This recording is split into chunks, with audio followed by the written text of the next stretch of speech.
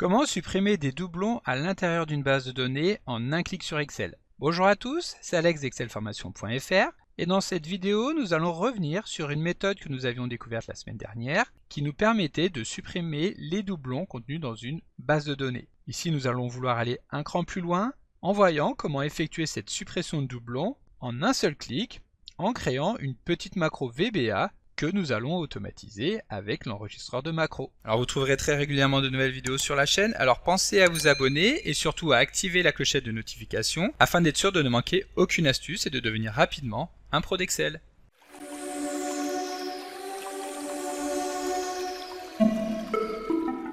Comme d'habitude, si vous voulez être sûr de bien comprendre tout ce que nous allons voir dans le cadre de cette vidéo, vous pouvez télécharger le support de ce tutoriel ainsi que son corrigé en suivant le lien disponible dans la description de la vidéo, ce qui vous permettra de réaliser les opérations en même temps que moi pour bien comprendre tout ce que nous allons voir dans le cadre de cette vidéo. Alors si vous vous rappelez bien, la semaine dernière nous avions eu l'occasion de voir comment trouver et comment supprimer les doublons à l'intérieur d'une feuille de calcul Excel. Maintenant, je vous propose de découvrir une autre méthode qui nous permettra de supprimer ces doublons en un seul clic grâce à une macro VBA. Alors cette méthode pourra nous faire gagner beaucoup de temps si nous avons de gros besoins en termes de suppression de doublons dans une feuille de calcul, mais évidemment, il va s'agir d'une méthode un petit peu plus avancée que la précédente, mais pas de panique, vous n'aurez pas besoin de savoir maîtriser VBA pour suivre ce tutoriel, car nous reviendrons sur chaque ligne de la macro-commande que nous allons mettre en place. Et en plus de cela, nous n'aurons pas besoin de développer directement la macro, nous utiliserons en effet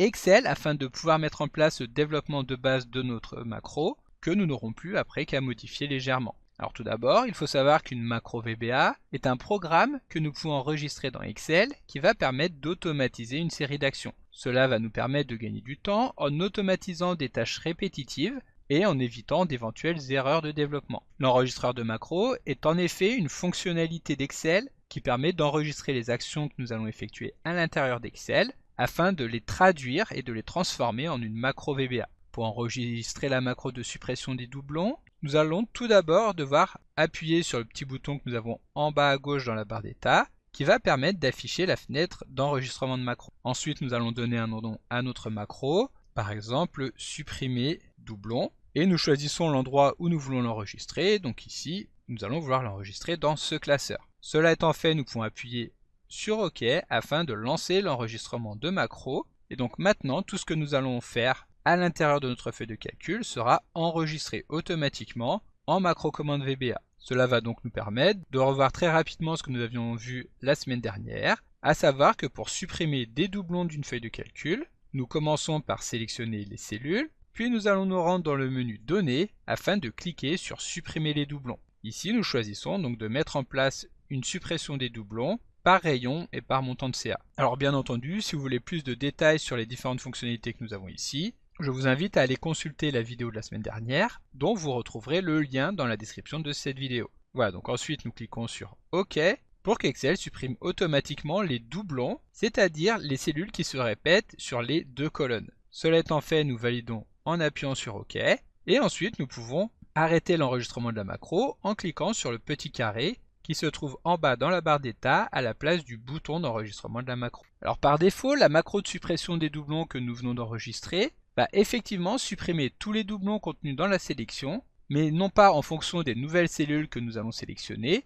mais uniquement en fonction des cellules qui étaient sélectionnées au moment de l'enregistrement. Pour nous en rendre compte, nous allons créer une petite base de données avec des valeurs aléatoires. Pour cela, nous allons utiliser la fonction Excel aléa entre bornes qui va nous permettre donc de récupérer des valeurs numériques comprises entre 0 et 9. Cela étant fait, nous allons copier ces données et les coller sur place en valeurs. Et donc à ce moment-là, nous allons modifier les valeurs d'un certain nombre de lignes afin qu'il y ait effectivement des doublons dans notre base. Maintenant, nous allons lancer la macro que nous venons de mettre en place en appuyant sur Alt F8, ce qui va permettre de lancer la fenêtre d'exécution des macros. Nous choisissons la macro supprimer doublons que nous venons de créer et nous appuyons sur exécuter. Et comme vous pourrez le constater, ici il ne va rien se passer.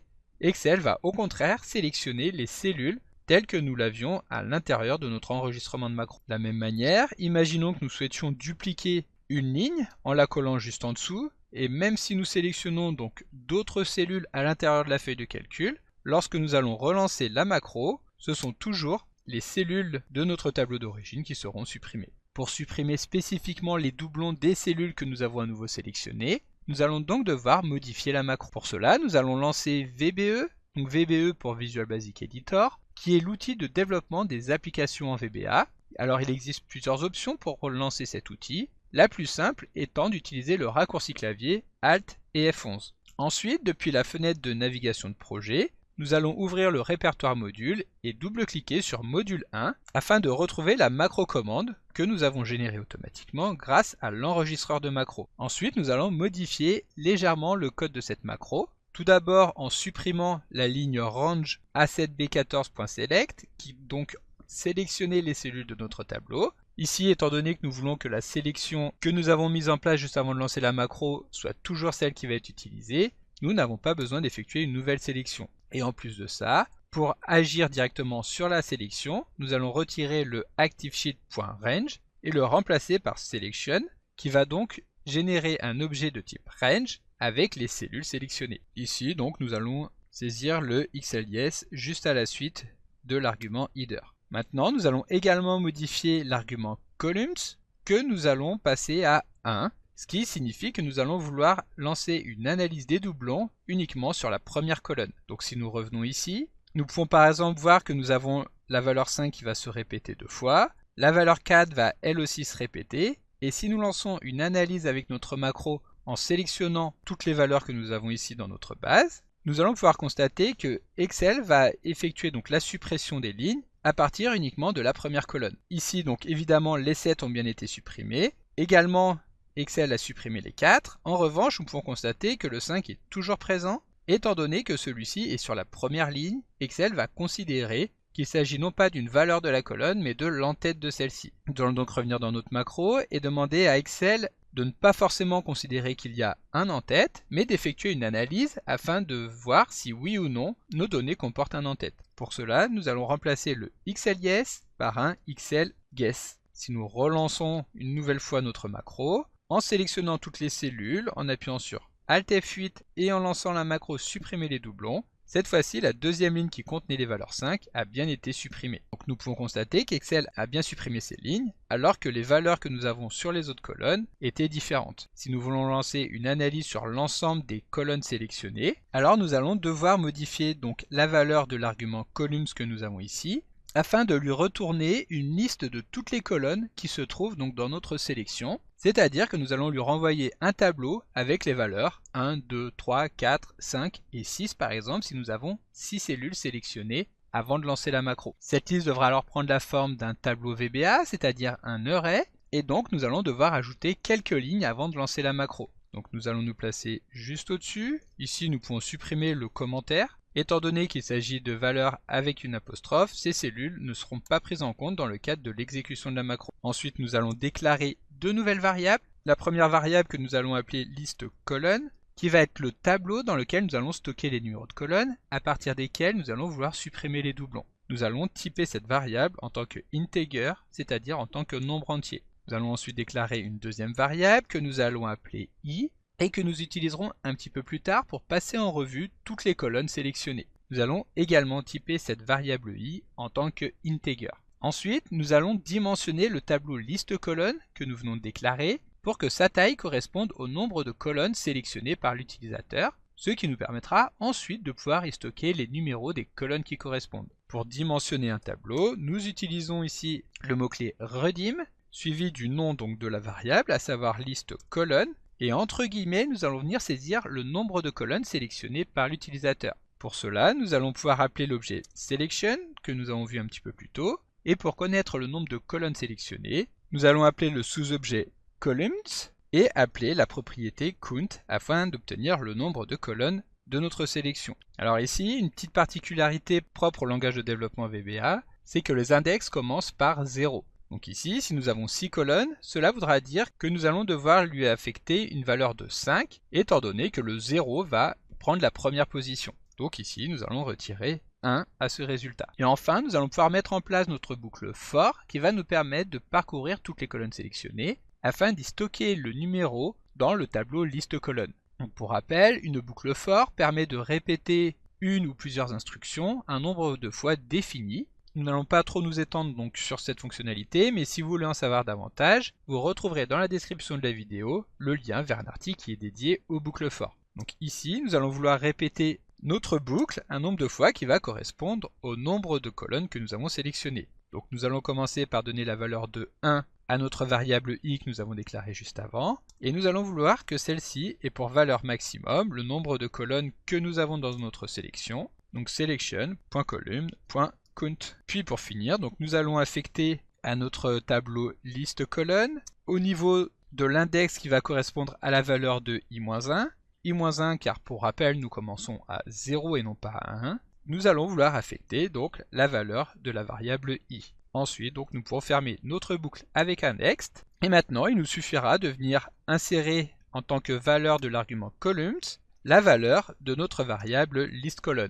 Alors attention, ici, nous allons devoir encapsuler la variable listColon entre parenthèses, donc en saisissant les parenthèses au début et à la fin. En effet, l'argument columns de removeDuplicates que nous avons ici attend une liste de colonnes sous la forme d'un tableau, donc ça c'est ce que nous venons de créer. Mais nous allons devoir utiliser les parenthèses afin de forcer la méthode removeDuplicates à traiter la variable listColon en tant que telle, c'est-à-dire en tant que tableau. Et voilà, donc ici notre macro est terminé. Il y a juste une petite modification à mettre en place. Ici, listColon, pour pouvoir être géré en tant que tableau que nous allons vouloir redimensionner, nous allons devoir le typer en tant que variant et non en tant que integer. Et en plus de cela, ici ce n'est pas column mais columns, exactement comme ce que nous avons juste au-dessus. Voilà, donc maintenant notre macro est terminé, nous allons pouvoir revenir dans notre feuille de calcul, et ici nous allons répéter une ligne plusieurs fois afin de pouvoir tester si celle-ci sera effectivement supprimée en tant que doublon. Donc nous sélectionnons toutes les cellules de notre base, puis nous appuyons sur Alt F8,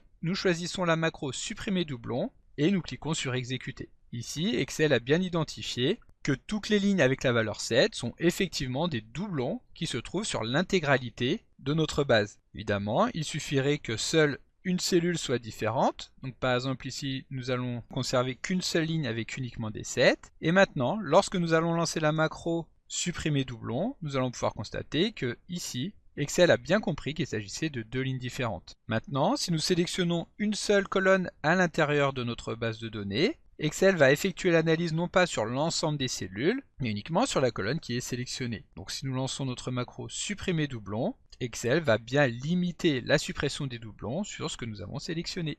Donc comme d'habitude, vous pouvez télécharger le support de secours en suivant le lien que vous trouverez dans la description de la vidéo. Si la vidéo vous a plu, n'oubliez pas de la liker et de la partager à vos collègues et amis sur l'ensemble de vos réseaux sociaux. Et vous pouvez également me laisser vos impressions dans l'espace des commentaires, je lirai chacun d'entre eux et y répondrai avec plaisir. Évidemment, si ce n'est pas encore fait, abonnez-vous à la chaîne pour ne manquer aucune astuce. C'est également très important pour m'aider à gagner en visibilité afin de pouvoir développer la chaîne et continuer de vous proposer des tas de nouvelles vidéos. Merci d'avoir suivi cette vidéo et à très bientôt pour un prochain tuto.